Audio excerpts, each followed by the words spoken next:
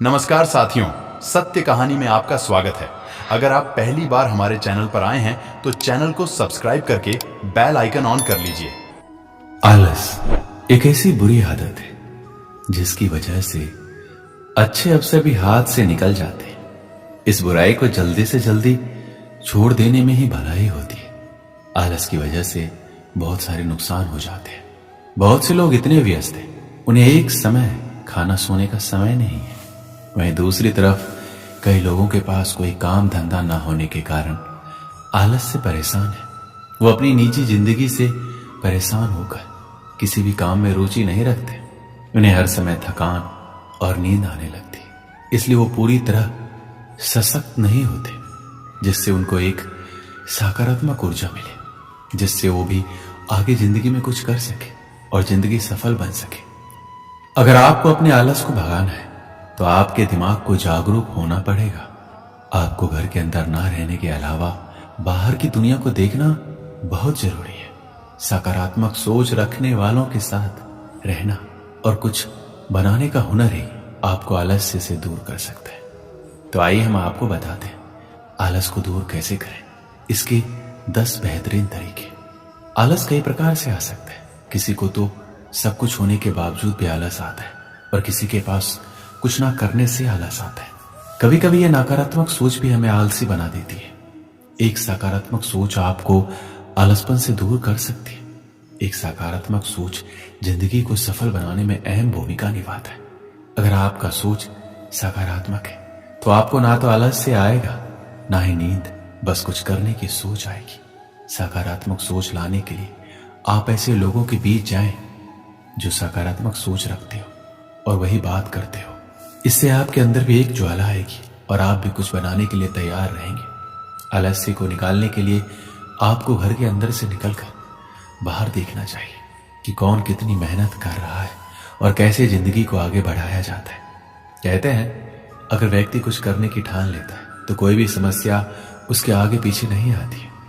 अगर कोई छोटी मोटी परेशानी आ भी जाए तो वह चकित नहीं होता है, बल्कि कुछ करने की सोचता है। इसी तरह अगर आपको आलस्य को दूर करना है तो जागो और अपने हुनर को जगाओ। कुछ कर दिखाने का समय है, ये सुस्त और सोने का समय नहीं है। इससे आपके अंदर एक नई ऊर्जा आएगी।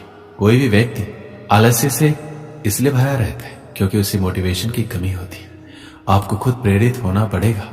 इससे आपका दिल भी कुछ करने का सोचेगा और आपको एक जुनून मिल जाएगा कि जो कुछ मैं कर सकता हूं। आप अपने काम को बढ़ावा देने या अपने लक्ष्य को प्राप्त करने के महत्व के बारे में पुष्टि और सोच के माध्यम से अपनी प्रेरणा को मजबूत कर सकते हैं। ये सबको पता है कि समय हमारे लिए कितना कीमती है। एक समय में आदमी क्या से क्या कर सकता है, जो कि हम इस आलसपन के वास्ते करते जाते हैं। ये सोचकर चले कि जितना आप समय खराब कर रहे हैं उतना ही आप अपनी जिंदगी के पैसों को खर्च कर रहे हैं। बहुत बार ऐसा होता है कि हम किसी भी काम के रिजल्ट के बारे में सोचने लगते हैं। सोच नेगेटिव हो तो व्यक्ति का दिल और मन उस कार्य से हट जाते हैं। परिणाम स्वरूप काम करने का दिल नहीं करता, आलस से भारी होने लगता है। इसलिए किसी भी काम के अंत के बारे में ना सोचें, पूरी हिम्मत के साथ डटे रहें। ऐसा कौन सा कार्य संभव नहीं है जो मनुष्य ने नहीं किया। सुबह की सैर में बहुत ताकत होती है। ये शरीर के आलसपन को दूर करने के लिए बहुत महत्वपूर्ण है। 5 बजे अपने बिस्तर से निकले और बाहर खुली हवा में जाए, नंगे पांव हरी घास में चले। इससे आपको दोनों तरफ से नमी मिलेगी, जो कि बंद कोशिकाओं के लिए बहुत आवश्यक है। इसके अलावा आप ध्यान कर सकते हैं। ये हमें आंतरिक रूप से साफ और शुद्ध करता है। आलस्य हमारे द्वारा भारी भरकम और असंतुलित खाने से भी होता है। अगर हमें 4 रोटियों की भूख लगी है तो हम एक और ज्यादा खा लेते हैं। इससे हमारे शरीर का पाचन शक्ति कमजोर हो जाता है और यह अनावश्यक भोजन हमारे आलसपन को ज्यादा बढ़ाता है। याद रखें, अगर आपको 4 रोटी की भूख है तो आप 3 ही खाएं। यह कहना बिल्कुल भी गलत नहीं होगा कि हमारे आसपास बहुत नकारात्मकता है। ऐसा इसलिए क्योंकि हम जो पढ़ते हैं, देखते हैं, उसका हमारे दिमाग पर प्रभाव पड़ता है, जिसकी वजह से ना केवल तनाव होता है बल्कि हम खुद को इस कदर उन चीजों में उलझा लेते हैं जिससे निकलना मुश्किल हो जाता है।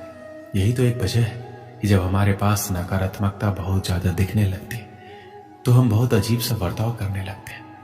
अगर एक नकारात्मक विचार मन में आ गया तो बाकियों को निमंत्रण मनुष्य खुद देता है। उसे उस दौरान किसी दूसरे की जरूरत नहीं पड़ती। उसका दिमाग नकारात्मक विचारों को अपनी तरफ खुद आकर्षित कर लेता है। इसमें कोई दो राय नहीं है कि नकारात्मक विचार बेहद शक्तिशाली होते हैं। ऐसे में सबसे पहले तो इन्हें अपने ऊपर हावी ना होने दें।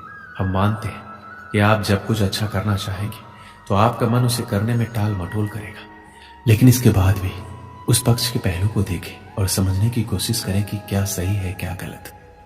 नकारात्मक विचारों के साथ जीवन जीना बेहद मुश्किल होता है। अगर मन में लंबे समय तक नकारात्मक विचार बने रहे तो इसका न केवल सेहत पर बुरा असर पड़ता है बल्कि दूसरों से जलन की भावना भी पैदा हो जाती है।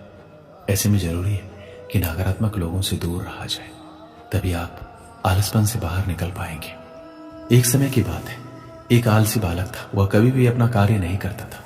वह हमेशा विद्यालय नहीं जाता और अपनी कक्षा का कार्य भी सही प्रकार से नहीं करता था। एक दिन उसने सोचा कि आज मैं विद्यालय नहीं जाऊंगा और मन में ख्याल आता है कि आज मैं बगीचे यानी पार्क में घूमने जाता हूँ। जैसे ही वो पार्क में जाता है वहां गेंद से खेलने लगता है, क्योंकि उसने देखा कि पार्क में कोई नहीं था, एक भी प्राणी वहां नहीं था सिवाय उस बालक के। उसने एक पेड़ पर कौवे को बैठा देखा और कौवे से बोला कि यहाँ आकर मेरे साथ खेल खेलो। तो फिर कौवा कहता है, अरे बालक, इस समय मैं लोगों को उठाने के लिए जा रहा हूँ, मेरे पास बहुत सारे काम है, छुट्टी के बाद तुमसे मिल पाऊंगा। फिर क्या, वो बालक नाराज हो जाता है और बगीचे में कबूतर को देखता है। कबूतर से कहता है, अरे मित्र आओ, मेरे साथ खेल खेलो। कबूतर कहता है, आज मैं भोजन इकट्ठा करने के लिए खेत में जा रहा हूँ, मेरे पास तुम्हारे साथ खेलने का समय नहीं है।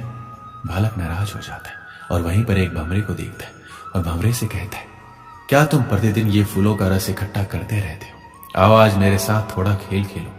भंवरा कहता है, यदि मैं तुम्हारे साथ खेल खेलूंगा तो फिर मैं फूलों से शहद कैसे इकट्ठा कर पाऊंगा? तुम मुझे माफ करो, मैं तुम्हारे साथ नहीं खेल सकता। फिर उसे एक चींटी दिखाई देती है और चींटी उसके भाग्य को खोल देती है और चींटी उसको एक संदेश देती है कि हमें आलस्य बनकर नहीं बैठना चाहिए। वह बालक अपने मन में विचार करता है कि संसार में चाहे पतंग हो, जीव जंतु हो या मानव, सभी अपने कार्य में व्यस्त रहते, कोई भी आलसी नहीं है। तो फिर मैं किससे आलस करता हूँ और प्रण करता हूँ कि आज के बाद मैं भी आलसी बनकर नहीं बैठूंगा।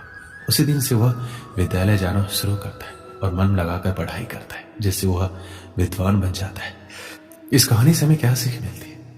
मनुष्य का सबसे बड़ा शत्रु आलस होता है। वह उसके शरीर में रहकर उसके शरीर को इतना कमजोर कर देता है, वह कभी मेहनत नहीं कर पाता, परिश्रम नहीं कर पाता, उसकी इच्छा काम करने की नहीं होती, एकदम से अंदर से खोखला हो जाता है। इसलिए इस आलसी रूपी शत्रु को हमें अपने शरीर के मन से और आत्मा से हमेशा के लिए निकाल फेंकना चाहिए। हमें कभी भी अपने आप को खाली नहीं समझना चाहिए। जब भी हमें लगे कि हम खाली हैं तो हमें उस समय कुछ ना कुछ कार्य हमको करना चाहिए। अगर आलस हमारे अंदर आज प्रवेश करता है तो हमारी शक्ति को चिढ़ाने का काम करता है, तो ये हमारी शक्ति को नष्ट कर देता है। हमें इस आलस्य को दूर भगाना ही होगा और परिश्रम जी जान लगाकर करना होगा, तभी हम सफल हो पाएंगे। दोस्तों, इस वीडियो में बस इतना ही। मिलते हैं अगले वीडियो में। अपना ख्याल रखिएगा। और हाँ, इस वीडियो से कुछ ज्ञान मिला हो तो वीडियो को लाइक करके चैनल को सब्सक्राइब कर लीजिए और एक प्यारा सा कमेंट में जय श्री कृष्णा लिखना ना भूलें।